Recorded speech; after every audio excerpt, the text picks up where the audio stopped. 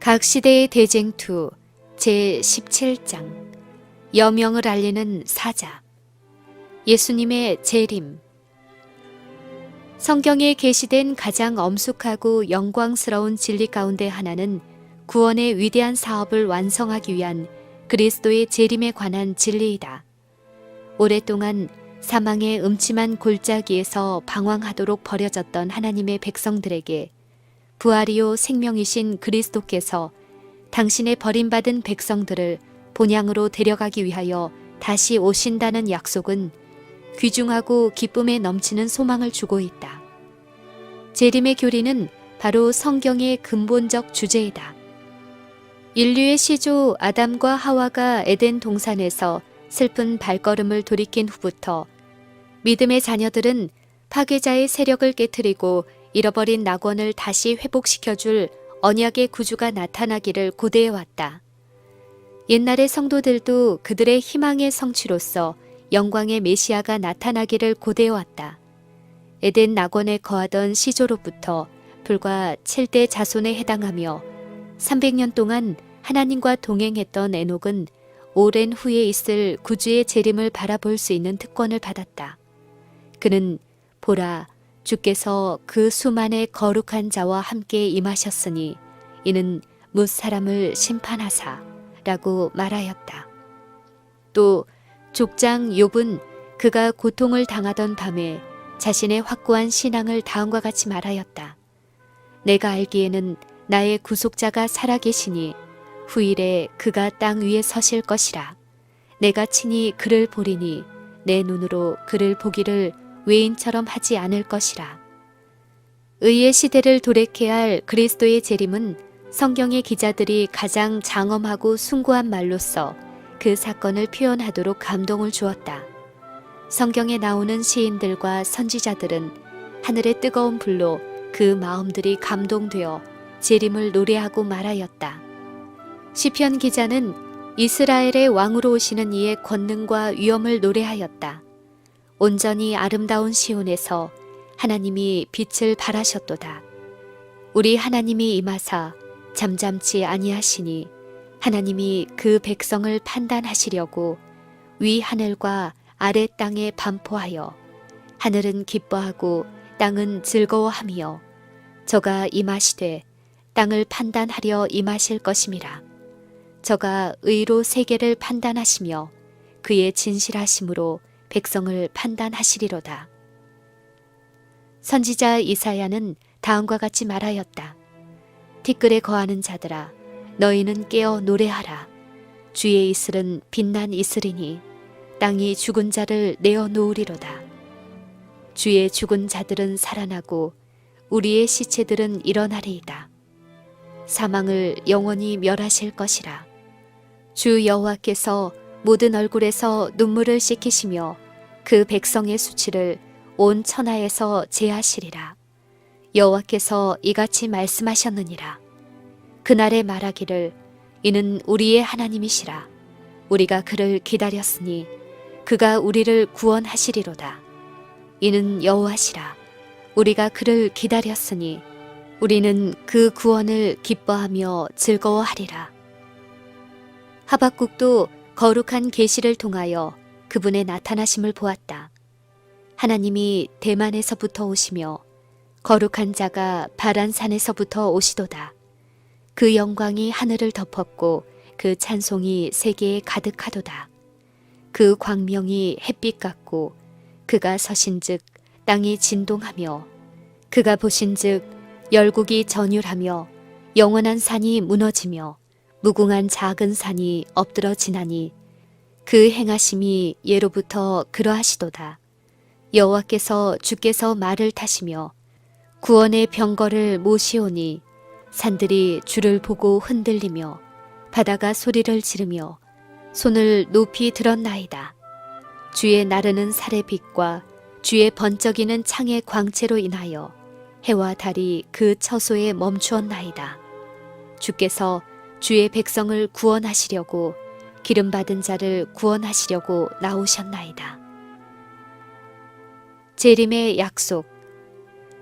구주께서는 당신의 제자들을 떠나가시고자 하셨을 때 그들에게 다시 오시겠다고 보증하심으로 슬픔에 잠겨있는 그들을 위로하셨다. 너희는 마음에 근심하지 말라.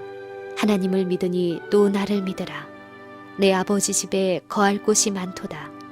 그렇지 않으면 너희에게 일렀으리라.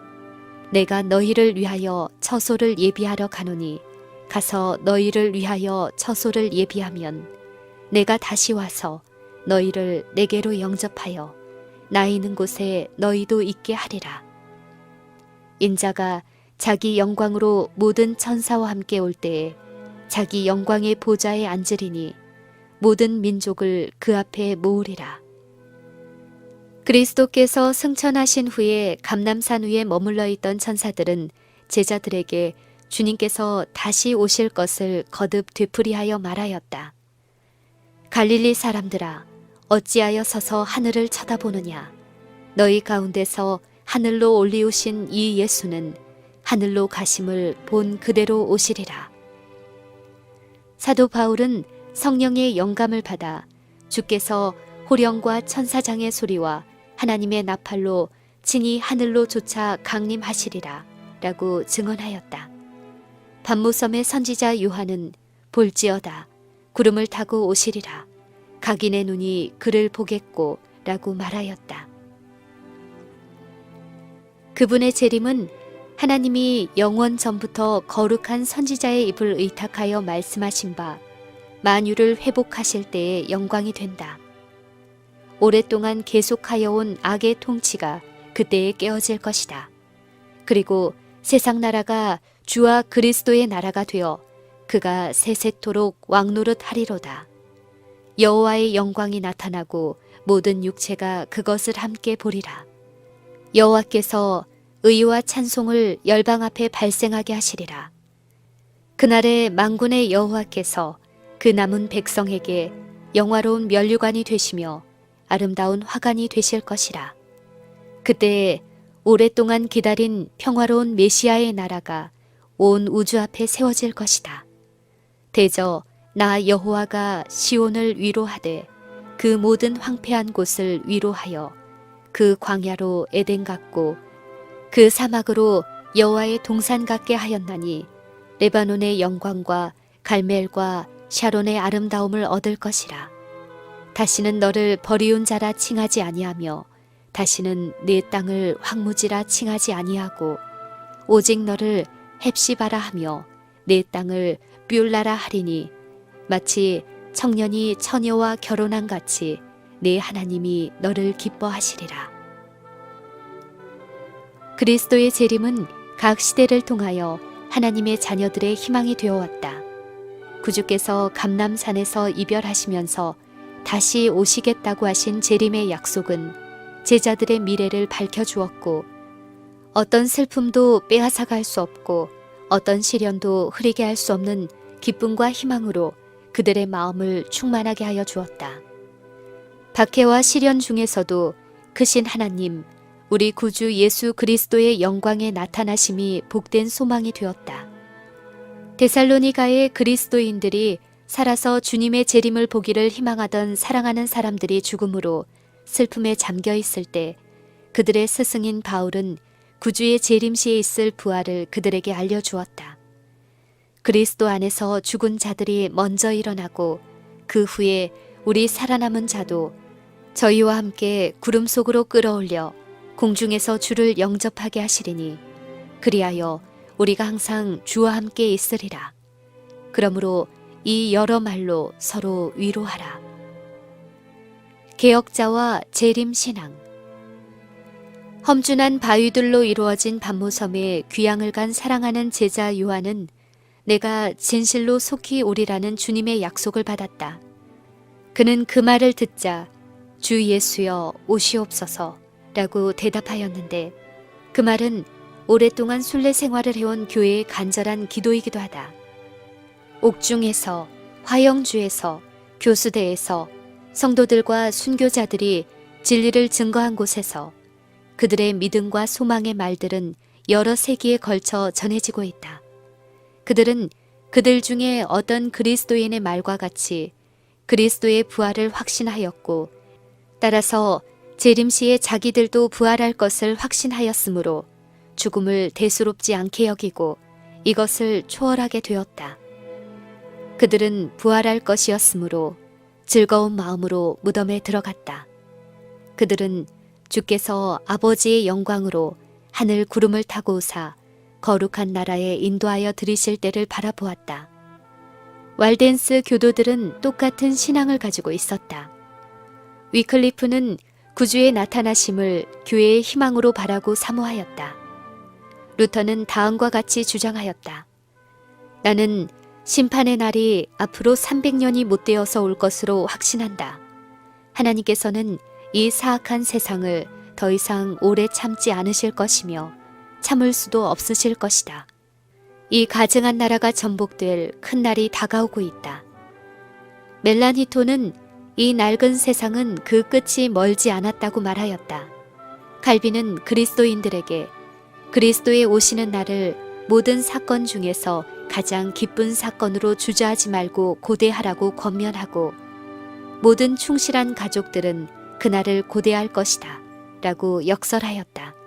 그리고 우리는 우리 주님께서 당신의 나라의 영광을 완전히 나타내시는 그 큰 날이 밝아오는 것을 볼 때까지 그리스도를 사모하고 명상하기를 줄인 것처럼 해야 한다 라고 말하였다.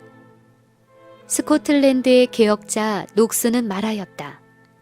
우리 주 예수님께서는 우리와 같은 육신을 입으시고 하늘로 가지 않으셨는가? 그리고 다시 오실 것이 아닌가? 우리는 그분께서 돌아오시되 속히 돌아오실 것을 믿는다.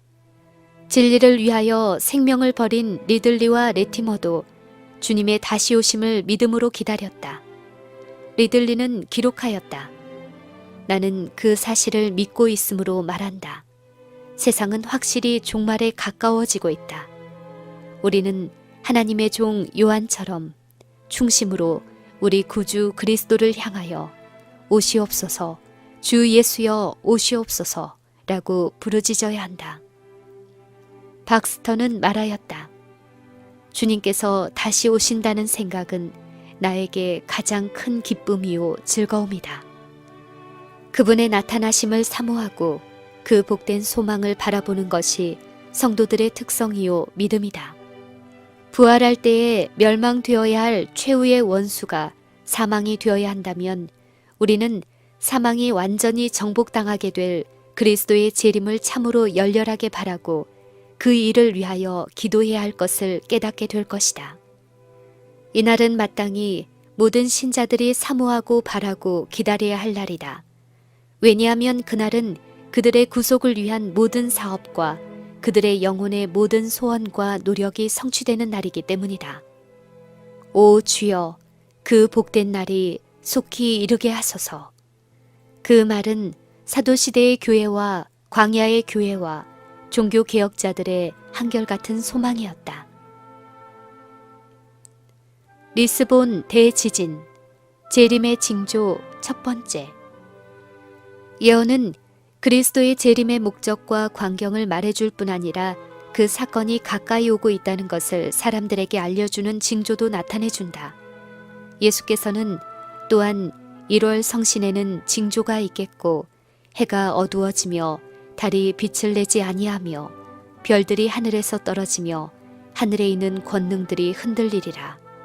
그때의 인자가 구름을 타고 큰 권능과 영광으로 오는 것을 사람들이 보리라 라고 말씀하셨다. 요한계시록의 기자인 요한은 재림 전에 나타날 첫째 징조로 큰 지진이 나며 해가 총담같이 검어지고 온 달이 피같이 되며 라고 기록하였다. 이 징조들은 19세기가 시작되기 전에 나타났다. 그 예언의 성취로서 1755년에 일찍이 기록된 것 중에서 가장 무서운 지진이 일어났다. 일반적으로 리스본 대지진이라고 알려져 있지만 그 범위는 유럽의 많은 부분과 아프리카와 미국에까지 확대되었다. 그것은 그린랜드와 서인도제도와 마데이라도와 노르웨이와 스웨덴과 아일랜드에서도 감진되었다. 그것은 400만 평방마일의 지역에 미쳤다. 아프리카에는 유럽에서와 거의 같을 정도로 격렬한 진동이 있었다.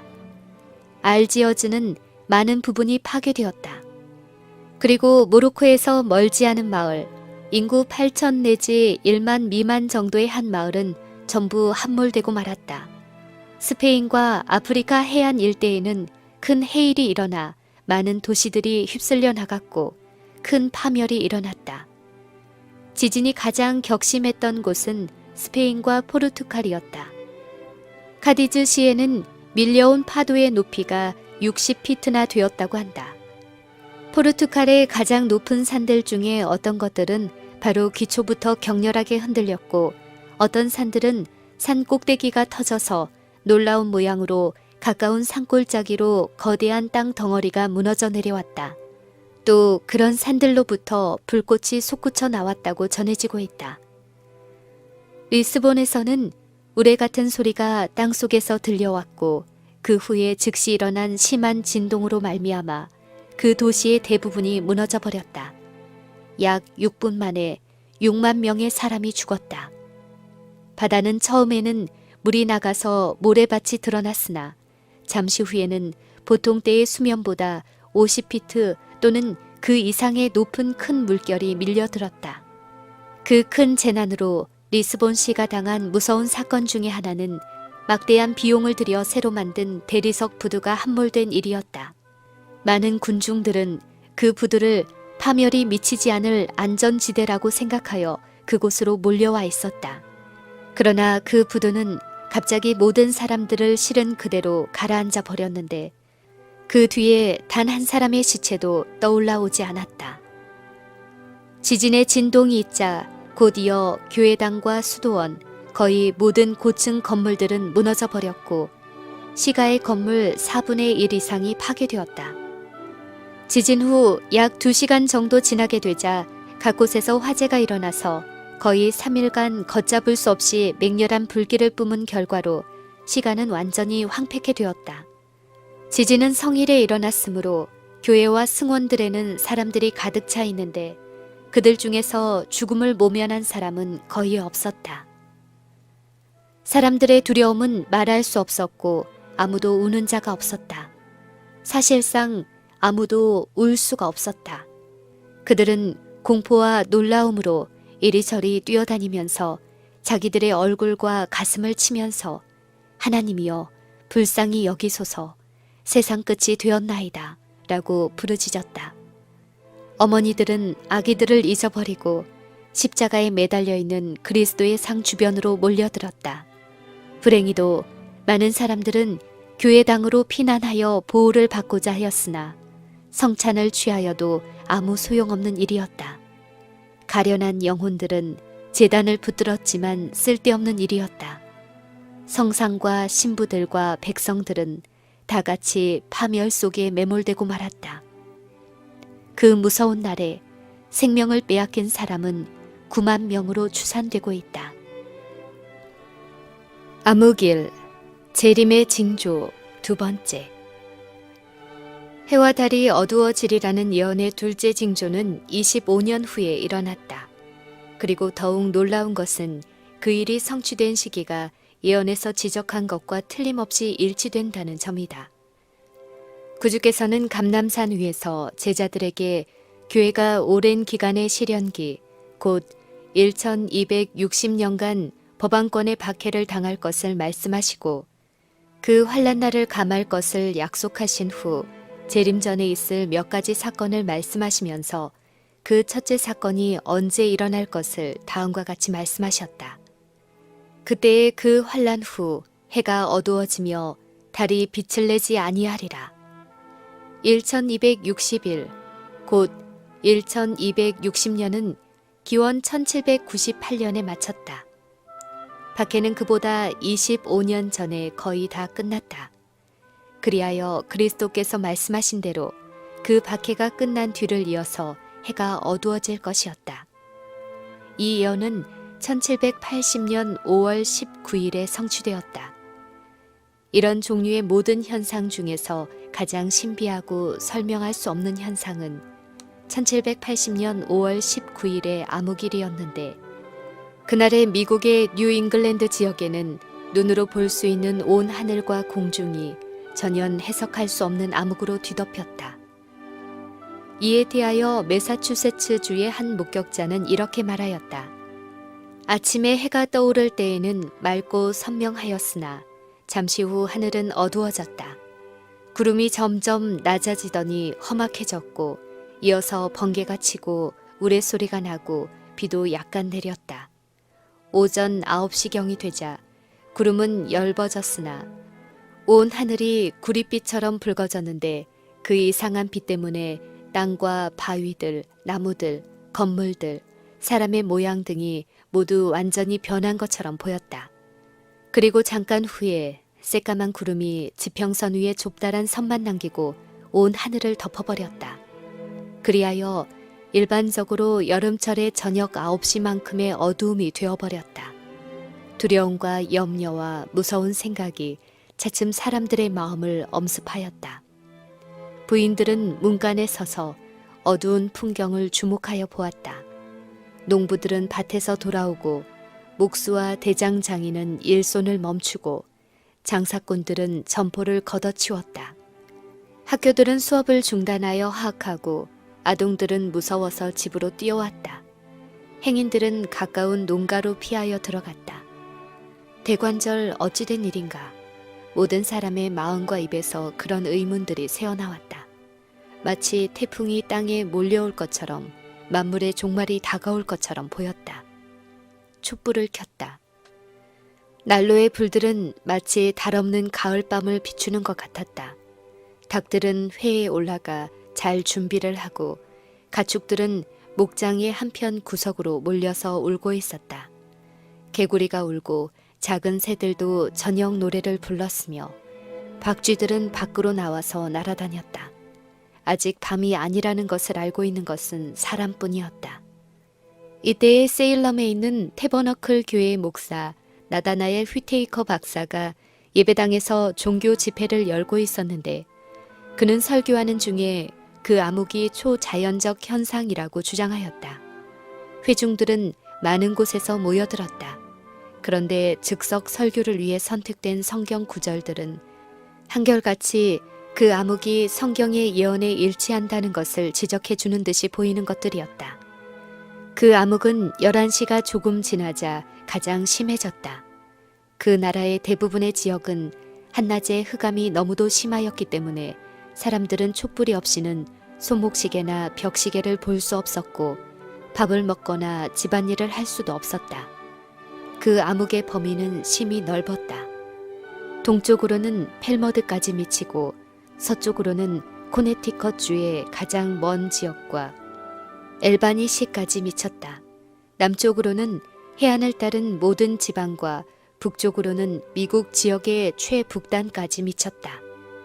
낮 동안의 짙은 암흑은 줄곧 계속되었다.